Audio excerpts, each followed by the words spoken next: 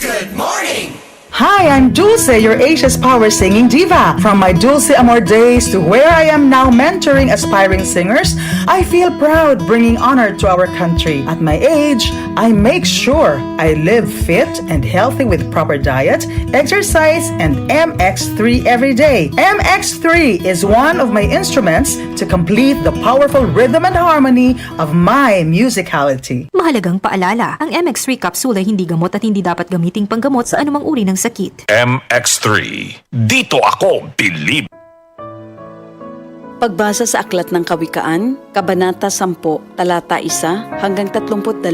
Ang mga kawikaan ni Solomon. Ang matalinong anak ay ligaya ng magulang, ngunit tinik sa dibdib ang anak na mangmang. Ang yamang buhat sa masama ay di papakinabangan, ngunit ang katuwiran ay maglalayo sa kamatayan. Ang matuwid ay binibigyan ni Yahweh ng kasiyahan, ngunit ang masamay kanyang ginugutom naman. Ang kamay na tamad ay tiyak na magdarahop, ngunit magbubunto ng yaman ang kamay na masinop. Ang nag-iimbak kong tagaraw ay nagpapakilala ng katalinuhan, ngunit ang natutulog kong anihan ay nag-iipon ng kahihiyan. Ang matuwid ay mag-aani ng pagpapalat kabutihan, ngunit ang bibig ng masama ay nagtatakip ng karahasan. Ang alaala ng matuwid mananatili kailanman, ngunit pangalan ng masamay tiyak na mapaparam. Magandang payo ay tinatanggap ng pusong may pangunawa, ngunit kapahamakan ang wakas ng mangmang na masalita. Ang namumuhay ng tapat ay pinaghaharian ng kapayapaan, ngunit ang may likong landas ay malalantad balang araw. Ang malilikot na mata ay lagi sa kaguluhan, at ang bibig na maluwang hahantong sa kapahamakan. Ang bibig ng matuwid ay bukal ng buhay, ngunit labi ng masama ay nagtatakip ng karahasan. Sa hari-saring kaguluhan ang bunga ng kapuotan, ngunit ang pag-ibig ay pumapawi sa lahat ng kasalanan. Sa labi ng may unawa matatagpuan ang karunungan, ngunit sa likod ng isang mangmang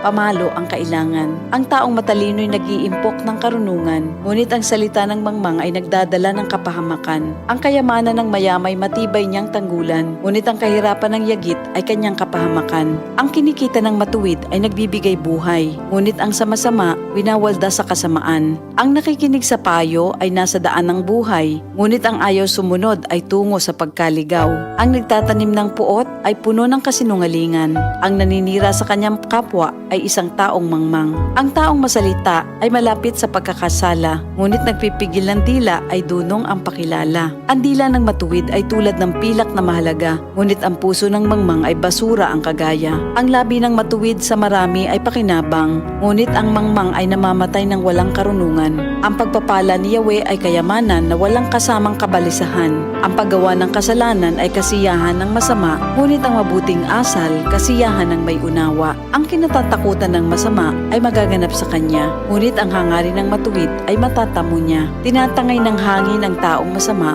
ngunit ang matuwid ay gusaling di magiba. Kung paanong ang usok ay nakakaluha, ang suka ay nakakangilo, gayon ang tamad na alipin sa kanilang mga amo. Ang paggalang at pagsunod kay Yahweh ay nagpapahaba ng buhay, ngunit ang mga araw ng masama ay hindi magtatagal. Ang pag-asa ng matuwid ay may magandang kahinatnan, ngunit ang pag-asa ng masama ang dulot ay kabiguan. Si Yahweh ay kanlungan ng mga taong matuwid, ngunit kaaway sila ng taong masama ang hilig. Ang matuwid ay mananatili sa kanyang dako, ngunit ang masama kung saan-saan matutungo. Ang salita ng matuwid ay nagpapakilala ng karunungan, ngunit ang dilang sinungaling ay puputuli naman.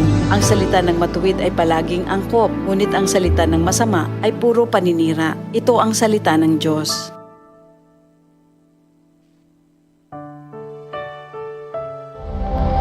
Ito ang DCXL News. 558 kHz. 6 na dekadang maaasahan sa balita at serbisyo publiko. Ang himpilan ng RMN Network sa Mega Manila. Live sa radyo at online.